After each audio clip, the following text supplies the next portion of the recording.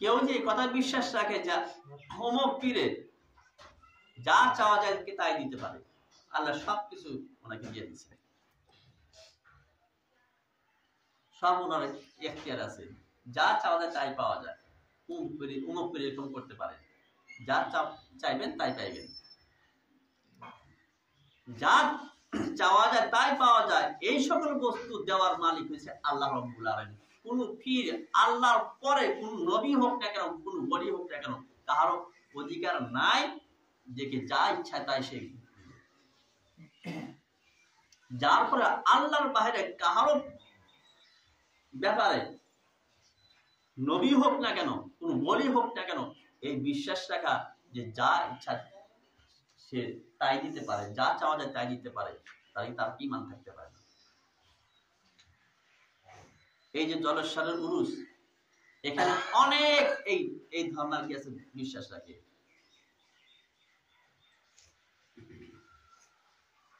নামাজ পড়া কি দরকার নেই,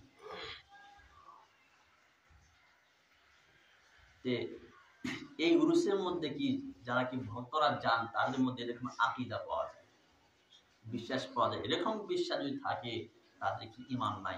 যখন ঈমান নাই তখন তো তাদের কথাই বলি, তাদের বিয়েও নাই, সন্তান সব নাদের সন্তান। আমি কেউ বলবেন যে এগুলা কি বিশ্বাস না রাখলে কি আছে উরুস করা যাইছে? না, তবু করা যাইছে।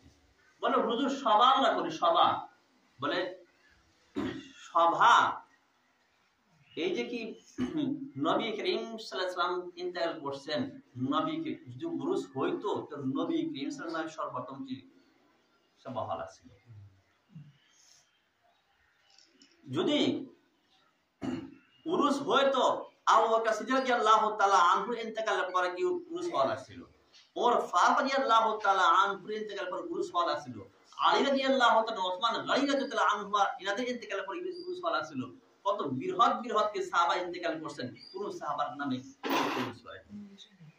ইমামে আবু হানিফার নামে উরুস হলা ছিল, ইমামে শাফিঈ রাহমাতুল্লাহ, মালিক রাহমাতুল্লাহ, আহমদ হাম্বল, শত শত আইম্মা কি পরকালে গমন করছেন, উরুস হলা ছিল, কিন্তু উরুস নাই। উরুস এই আপনার কি আছে নতুন জন্ম গেলে।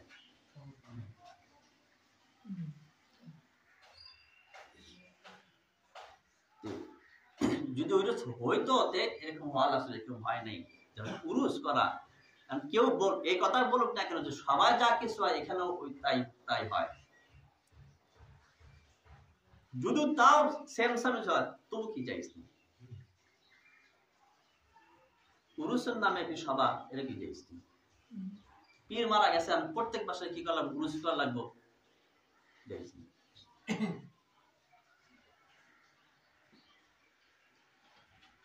হ্যাঁ, পীরকে আপনি ইসলামের সওয়াব করতে পৌঁছাইতে চান, 24 মাসে কি 12 মাসে কি যে কোনো দিনে আপনি কি করতে পারেন, যে কোনো মুহূর্তে করতে পারেন, কোনো অসুবিধা নেই। কিন্তু পীরের নামে উরুস করেন, এটা কি কোরআন এবং হাদিসে কোনো প্রমাণ নেই। হযরতে আয়েশা সিদ্দিকা রাদিয়াল্লাহু তাআলা আনহা তে বর্ণিত, উনি ঘোষণা করেন নবী করিম সাল্লাল্লাহু আলাইহি ওয়াসাল্লাম বলেন যে ব্যক্তি নাকি আমার এই দিনের ভিতরে এমন একটি কাজ সৃষ্টি করবে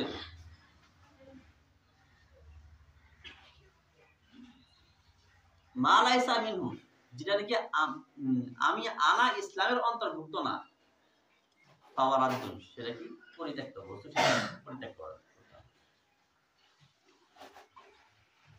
দিন ইসলামের ভিতরে কোন বস্তু কেউ যদি নতুন বস্তু আবিষ্কার করে ধর্মর নামে, সেটা কি বৈধ নাই। তারপর যে আমি কিছুগুলা মানুষ নিজ নয়ন কি দেখছেন, কিছুগুলা মানুষ নিজ নয়নে দেখছেন কি আসন সাজানো হয়, বাঁকাতে আসন সাজানো হয়।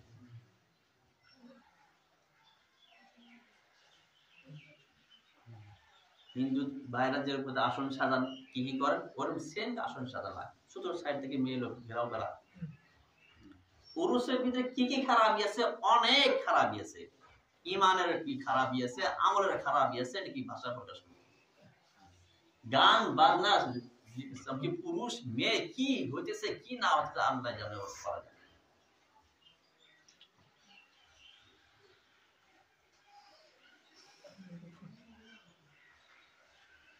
উরুস কোন পক্ষে কি যায় বলে, আমি কিছুগুলা মানুষ উরুস দেখার জন্য যায়, যে আমরা তো কিছু করবো না, আমি শুধু দেখার জন্য যেতেছি।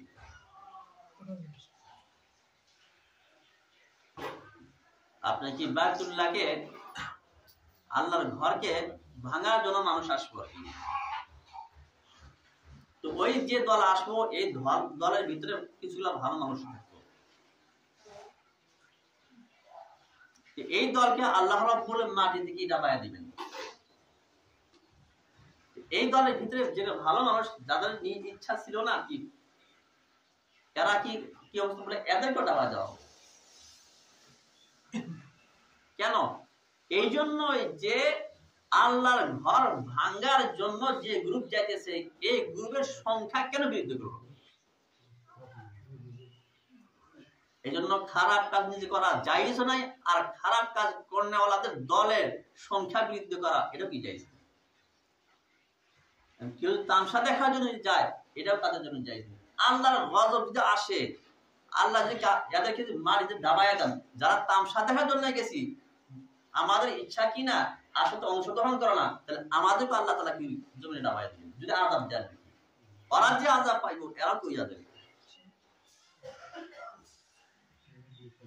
আর এই উরুসের ভিতরে আমলের খারাপি তো আছে, ত্রুটি তো আছে, তার মধ্যে বিশেষ ভাবে ঈমান নষ্ট হওয়ার কি আছে চান্স থাকে।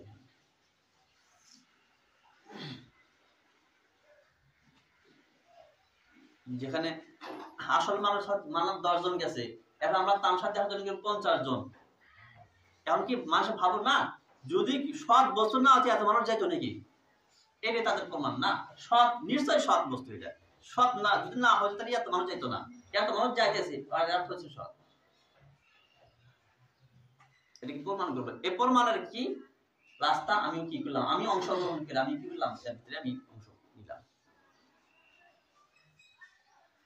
যেটা হারাম কাজ নিজে সেটা করাও জায়েজ নেই, আর হারাম কাজ করনেওয়ালাদের দলের সংখ্যা বৃদ্ধি করা এটাও কি নেই, জায়েজ নেই।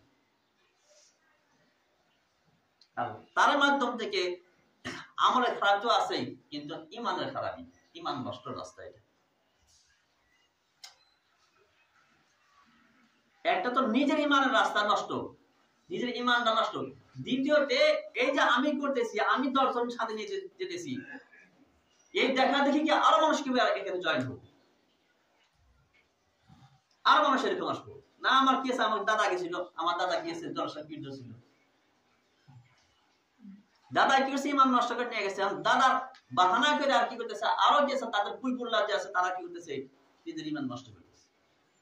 একটা তো নিজের ঈমান নষ্ট, আর একটা হচ্ছে অন্য মানুষের ঈমান নষ্ট করার রাস্তা। একটা হচ্ছে সাদাকায়ে জারিয়া, একটা হচ্ছে গুনাহে জারিয়া।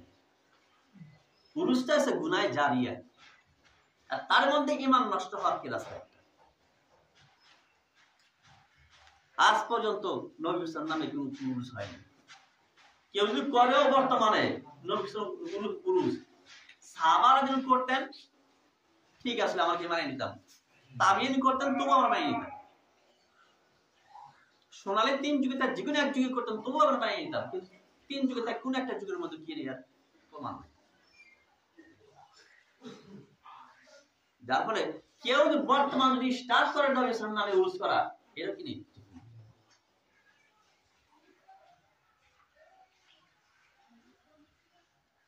আর কিছুগুলা মানুষ হক কথা,